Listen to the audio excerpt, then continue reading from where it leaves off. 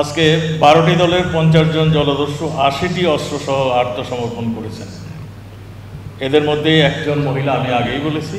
চট্টগ্রাম ও কক্সবাজার উপকূলীয় অঞ্চলের 12টি জলদস্যু বাহিনীর মোট 50 জন সদস্য 80টি অস্ত্র ও গোলাবারুদ সহ আত্মসমর্পণ করেছে র্যাব 7-এর তত্ত্বাবধানে, যার মধ্যে দেশে প্রথমবারের মতো একজন নারী জলদস্যু আত্মসমর্পণ করেছেন। বৃহস্পতিবার দুপুরে নগরের পতেঙ্গায় র্যাব 7-এর এলিট হলে আত্মসমর্পণ অনুষ্ঠানে প্রধান অতিথি হিসেবে উপস্থিত ছিলেন স্বরাষ্ট্রমন্ত্রী আসাদুজ্জামান খান কামাল।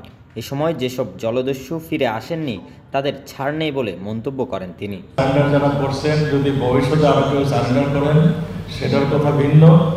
যারা এই পেশা ত্যাগ করবেন না তাদের জন্য দুঃসংবাদটি আপনার লিখে নিয়ে যাবেন।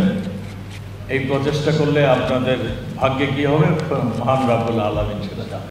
জলদস্যু বাহিনীর একের পর এক আত্মসমর্পণে সাংবাদিকদের ভূমিকা উল্লেখ করে ধন্যবাদ জানান স্বরাষ্ট্রমন্ত্রী।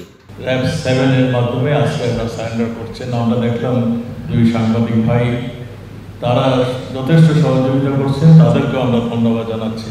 এর আগে দেখছেন আরেক সাংবাদিক যথেষ্ট পরিশ্রম করেছিলেন এবং তাদের সঙ্গে মিশে যে তাদেরকে উদ্বুদ্ধ করেছেন যে তোমরা স্বাভাবিক জীবনে ফিরে আসো।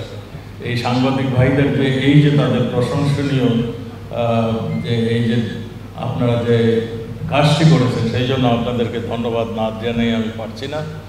র্যাব 7-এর অধিনায়ক লেফটেন্যান্ট কর্নেল মোহাম্মদ মাহবুব আলমের সভাপতিত্বে অনুষ্ঠানে বক্তব্য রাখেন চট্টগ্রাম 11 আসনের সংসদ সদস্য এম আব্দুল লতিফ, পুলিশের মহাপরিদর্শক চৌধুরী আবদুল্লাহ আল মামুন, র্যাবের মহাপরিচালক M Khurshid Hossain, CMP commissioner Krishnapada Roy, Chattogram বিভাগীয় কমিশনার মোহাম্মদ তোফায়েল ইসলাম, চট্টগ্রাম রেঞ্জের ডিআইজি নূরে আলম মিনা।